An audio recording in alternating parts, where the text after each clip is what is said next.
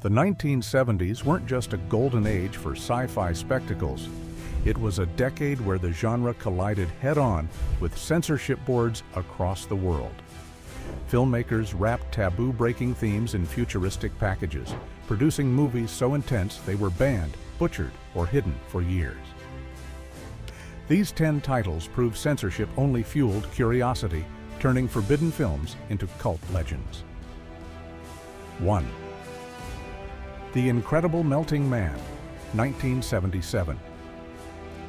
It begins with a space mission to Saturn's rings and ends with one of the most grotesque visions in 1970s cinema. Astronaut Steve West returns to Earth horribly changed. Exposure to cosmic radiation is melting his body, his flesh sloughing away in glistening layers, and the only way to delay total dissolution is to consume human flesh.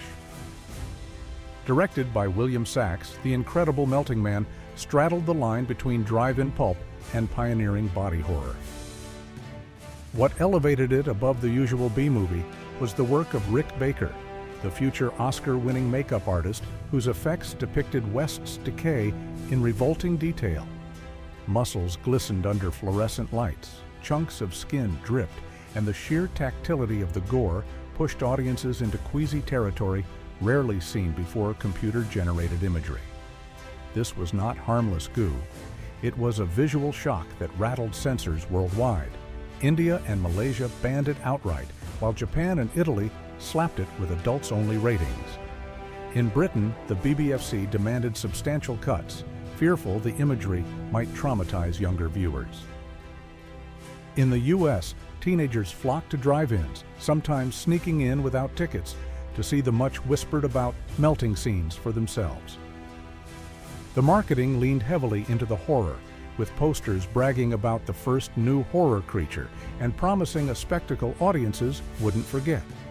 The result was a financial success, a $250,000 production that earned around $2 million, proving that controversy could be a better sales tool than star power. Though its plot was thin and often unintentionally campy, the film captured a very real Cold War anxiety. The fear of radiation, space exploration gone wrong, and the physical cost of pushing human limits beyond Earth. The Melting Man wasn't just a monster, he was a walking metaphor for the fragility of the human body in the face of cosmic forces.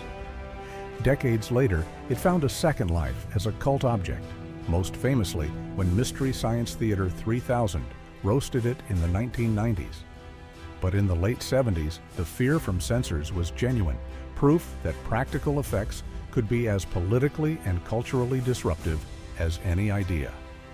In the end, The Incredible Melting Man stands as a perfect example of how gore, when done convincingly, could ignite the kind of global moral panic most filmmakers could only dream of. 2. On the Silver Globe, 1988, filmed in the 1970s, this is not just a banned film. It is a movie that the government tried to erase from existence. Imagine a cosmic epic shot with the dreamlike visuals of Andrei Tarkovsky, but layered with fever dream surrealism. That's On the Silver Globe, Andrei Żuławski's doomed masterpiece, filmed in the mid-1970s and suppressed for more than a decade. The story, adapted from his great-uncle Jerzy Żuławski's lunar trilogy, follows astronauts who colonize a distant moon. Over generations, their descendants regress into a tribal, quasi-religious society ruled by superstition, donning bird-like masks and performing elaborate rituals. When a modern astronaut arrives, he is mistaken for a messiah, and the prophecy sets off political and spiritual upheaval. It was a direct, thinly veiled critique of authoritarianism and the manipulation of faith, themes that Poland's Soviet-aligned government recognized as politically dangerous. Żuławski had shot 80% of the film when the Deputy Minister of Cultural Affairs abruptly shut the production down. The official explanation cited dangerous metaphysics and budget overruns, but the real reason was clear. This was anti-totalitarian allegory wrapped in sci-fi, and it was hitting too close to home. Sets were bulldozed, costumes destroyed, and reels of film confiscated. What followed was an act of cinematic smuggling. A sympathetic editor managed to hide the already processed footage, keeping it secret for over a decade. Only when Poland's communist system began to collapse in 1988 could Żuławski reassemble what was left. Missing scenes were replaced with narration over contemporary footage of 1980s Poland, turning the movie into an accidental meta-commentary on censorship itself. When it premiered at Cannes that same year, the Iron Curtain was already beginning to crack. Audiences were stunned, not just by its sprawling, otherworldly vision, but by the sheer audacity of a film resurrected from political burial. Surreal imagery of warriors in feathered masks, sweeping cosmic landscapes and philosophical musings on humanity's place in the universe made it more than a sci-fi film. It was an act of rebellion. On the Silver Globe remains incomplete, but perhaps that is fitting. Its fractured form is a living testament to the danger art poses to oppressive systems, and how censorship sometimes only sharpens a work's legacy. 3A Clockwork Orange, 1971. Few films in the history of cinema have worn the label dangerous as comfortably, or as profitably, as A Clockwork Orange. Stanley Kubrick's adaptation of Anthony Burgess's 1962 novel dropped audiences into a neon-drenched dystopian Britain where Beethoven blares over baseball bat beatings and stylized brutality unfolds like ballet.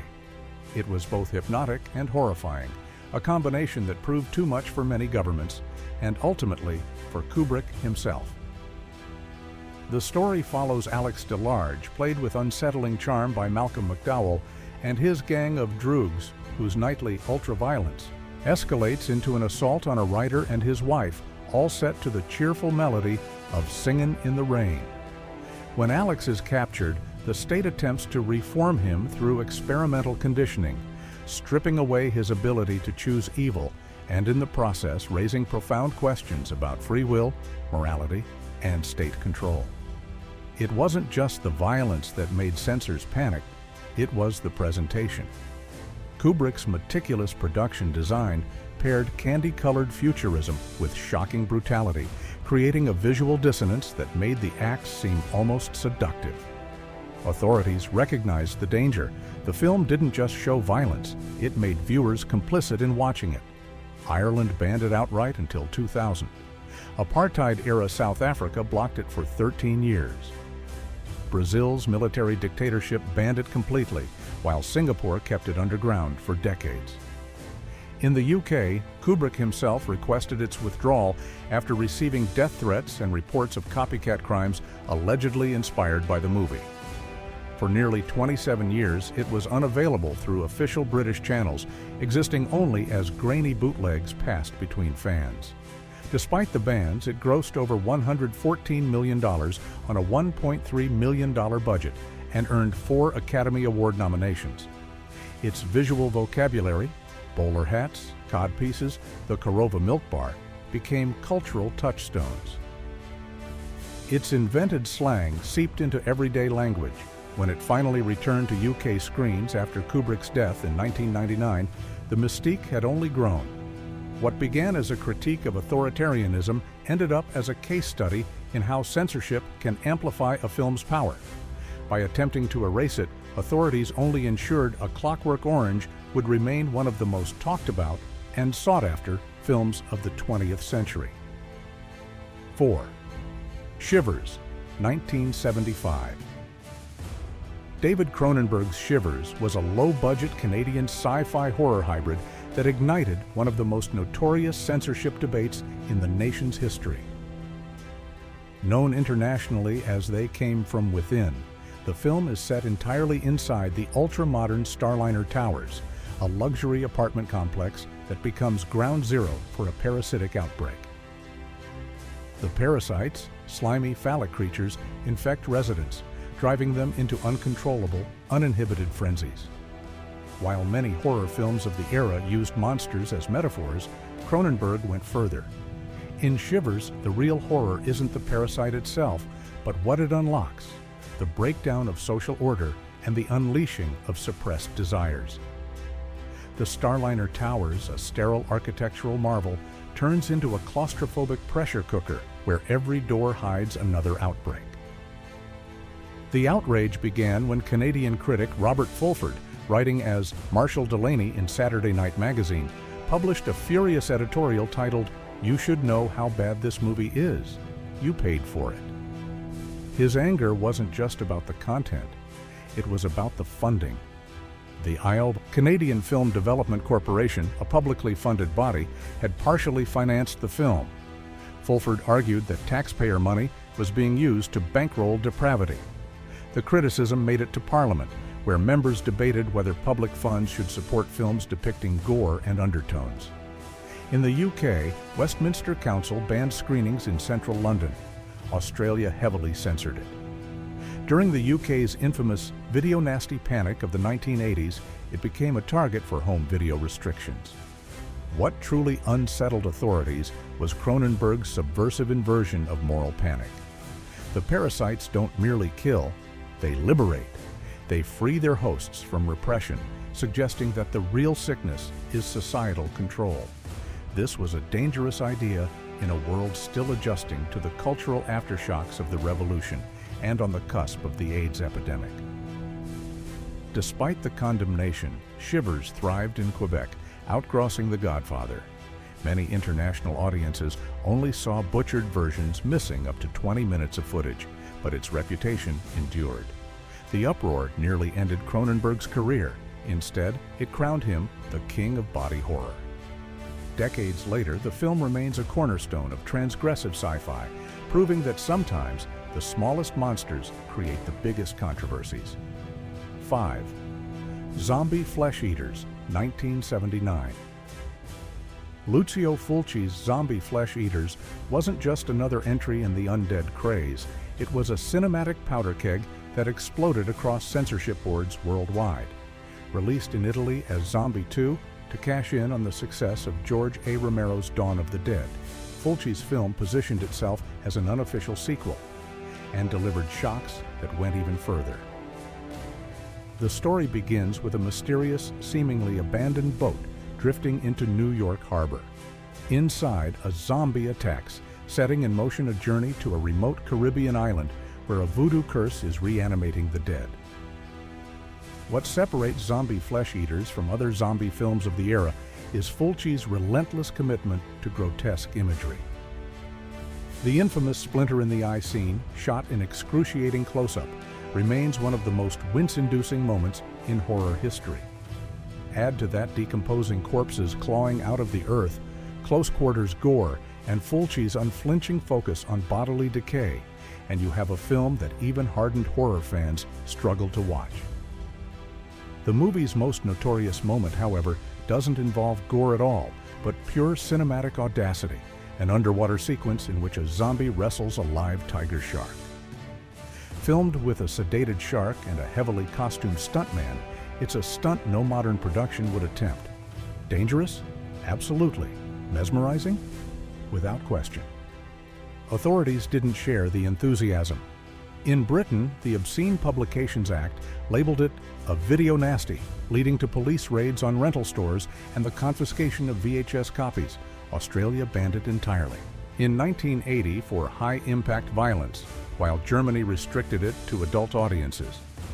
Even where it was allowed, prints were often heavily cut, sometimes missing entire gore sequences.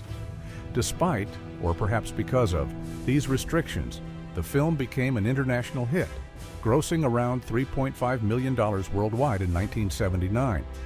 Bootleg copies circulated for decades in countries where it remained banned, enhancing its underground reputation. For Fulci, already an established director of thrillers and comedies, Zombie Flesheaters marked the beginning of his reign as the godfather of gore. Its blend of Caribbean mysticism, Italian exploitation, and audacious set pieces cemented it as a defining moment in horror cinema. And its censorship history serves as a reminder. Nothing draws an audience faster than a film they're told they can't see. 6. Rabid, 1977. By 1977, David Cronenberg had already rattled audiences with Shivers. With Rabid, he pushed his fascination with body horror and contagion even further, and in the process, created one of the most unsettling pandemic thrillers of its era.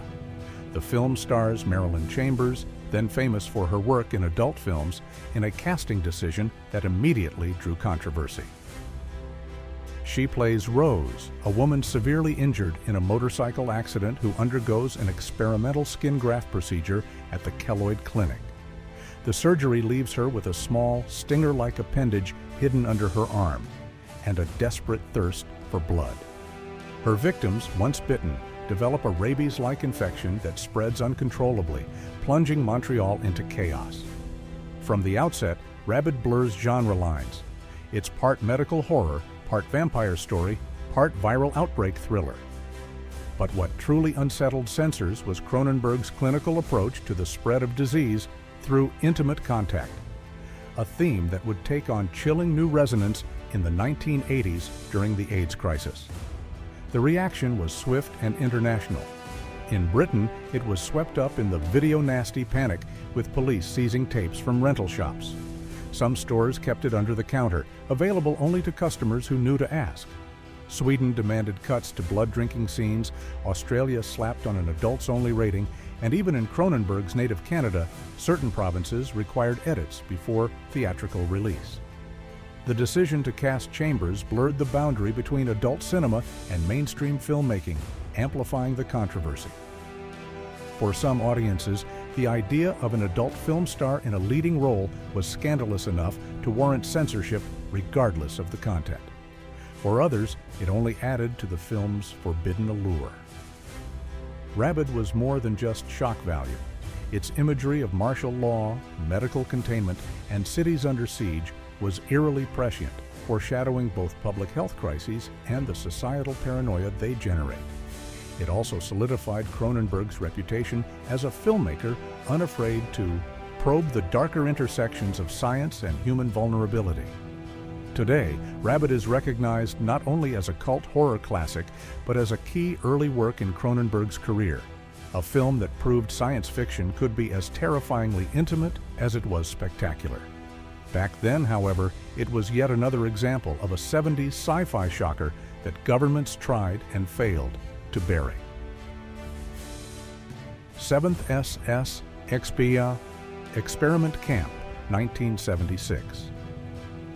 Some films are banned for graphic violence, others for political subversion. SS Experiment Camp managed to ignite outrage on both fronts, before many had even seen a single frame. Directed by Sergio Garone, this Italian entry in the notorious Nazi exploitation subgenre married wartime atrocity imagery with grotesque medical horror, creating a lightning rod for censors across Europe.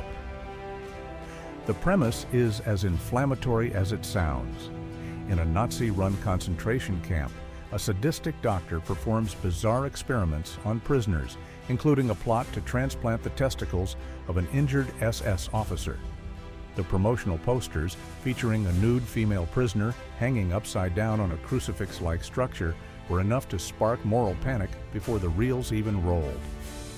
In the UK, the British Board of Film Classification refused it outright during the early 1980s video nasty panic.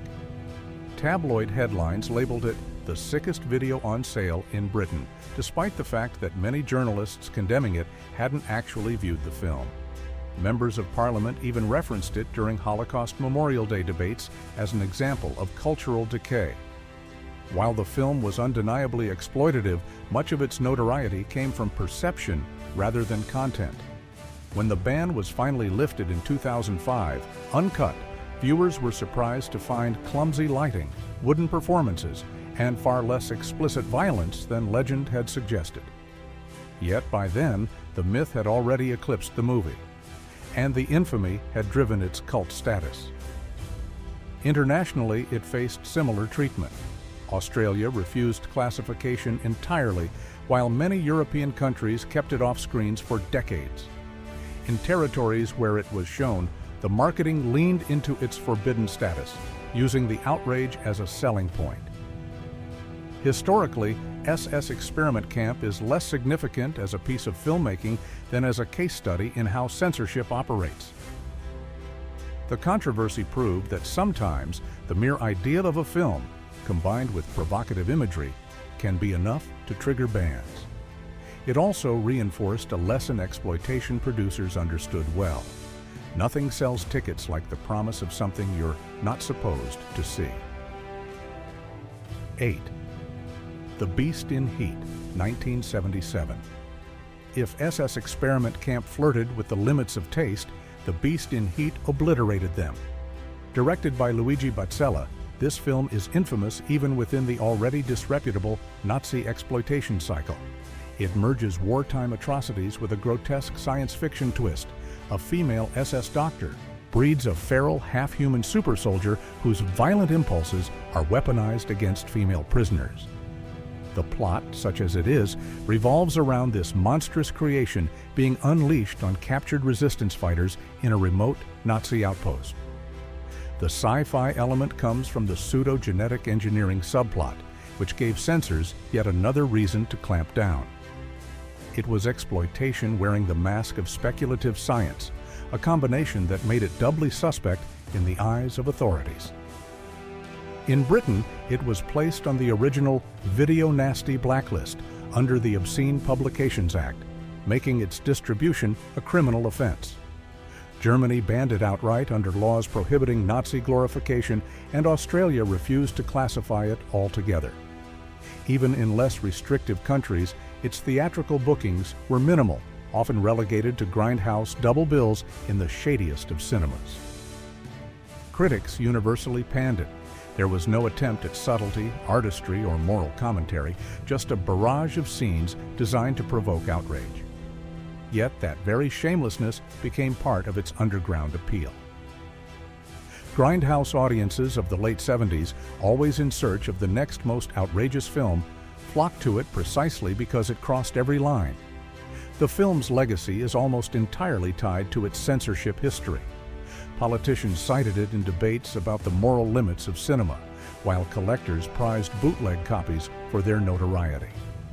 Over time, it has become one of those titles that even seasoned exploitation fans approach with caution, not because it's truly shocking by modern standards, but because of the infamy it earned in its own era. Unlike some banned films that later found critical reappraisal, The Beast in Heat remains in cultural exile, its primary value being as a historical artifact from a time when low-budget cinema could still terrify governments. In the 70s, that was an achievement in itself. 9. Flesh Gordon, 1974. What happens when you take the pulpy space adventure of Flash Gordon, swap the ray guns for innuendo, and dial every joke to the far edge of 1970s permissiveness? You get Flesh Gordon, a parody that combined campy sci-fi with bawdy humor and enough risque content to send censors scrambling. Directed by Michael Benveniste and Howard Zeam, the plot mirrors its inspiration. Flesh Gordon, along with Dale Arter and Dr. Flexi Jerkoff, journeys to the planet Porno to stop the evil Emperor Wang and his Ray, a weapon that compels Earth's inhabitants to engage in uninhibited behavior. The adventure unfolds with penis-shaped spaceships, stop-motion monsters, and a creature called the Great God Porno. Unlike most low-budget adult parodies, Flesh Gordon boasted surprisingly high production values. Industry professionals, some of whom would later work on Star Wars, crafted elaborate miniatures and practical effects. The combination of camp comedy, decent, sci-fi visuals, and cheeky smut made it unique, but also ensured trouble with censors. Norway and New Zealand banned it outright. Singapore refused to show it until the R21 rating system was introduced decades later. Even in the United States, the MPAA initially slapped it with an X rating, forcing cuts to explicit material before an R-rated version could be released in mainstream cinemas. This resulted in two versions circulating, an underground XXX cut and a tamer R-rated edit that played midnight screenings. A warehouse fire during production destroyed footage, forcing rewrites and reducing the number of explicit scenes, ironically making it easier to pass in some territories. With a $470,000 budget, it grossed over $5 million, proving that forbidden humor could be just as profitable as forbidden violence. While dismissed by critics as juvenile trash, Flesh Gordon developed a cult following that admired its absurd dedication to mashing together sci-fi spectacle with bawdy parody. For audiences in the 70s, it was a gateway to the idea that even the most sacred genre staples could be remade with a wink, and get banned in the process. 10. Labestia in Galore, The Beast in Heat, 1977. Although often confused with The Beast in Heat, Labestia in Galore stands on its own as one of the most reviled entries in the Nazi exploitation subgenre. Directed by Luigi Bozzella, again, it mixed wartime horror with an almost cartoonishly grotesque sci-fi premise. Nazi scientists create a half-human monster to terrorize captured resistance fighters. The plot is paper-thin. A sadistic Nazi doctor, Ellen Kratch, develops a super soldier whose sole purpose is to attack and terrorize female prisoners. Between scenes of brutal interrogation, there are moments where the creature is shown as a twisted byproduct of scientific experimentation, anchoring the movie loosely in science fiction territory. In the UK, it was banned as part of the original Video Nasty purge. The United States never gave it a proper theatrical release, and in Sweden, it was advertised under the tagline, "So shocking, it was banned in Norway." It was exploitation marketing at its purest. The censorship itself became the sales pitch. There's no artistry here, no philosophical commentary, no subtlety. What keeps Labestia in Galore in film history is its role as a case study in the outer limits of exploitation cinema. While most banned films eventually find defenders arguing for their artistic or cultural merit, this one remains universally condemned. Even many exploitation fans draw the line here, citing its mean-spiritedness and lack of creative ambition. Still, its banning contributed to its underground appeal. Bootlegs were traded between collectors, and its notoriety made it a fixture of discussions about whether any film should be suppressed outright. The very fact that it was banned so widely gave it the aura of forbidden fruit, an object lesson in how censorship can create legends even out of cinematic failures. For all the outrage it sparked, Labestia in Galore is less a movie to be enjoyed than a historical reminder of how far the grindhouse would go to provoke, and how quickly governments would respond when cinema dared to mix historical atrocity with taboo-breaking fantasy. From surreal space odysseys to the most shameless grindhouse, these banned 70s sci-fi films show how far filmmakers would go, and how far censors would push back. Which would you dare to watch today? Drop your thoughts below and subscribe for more deep dives into cinema's most controversial history.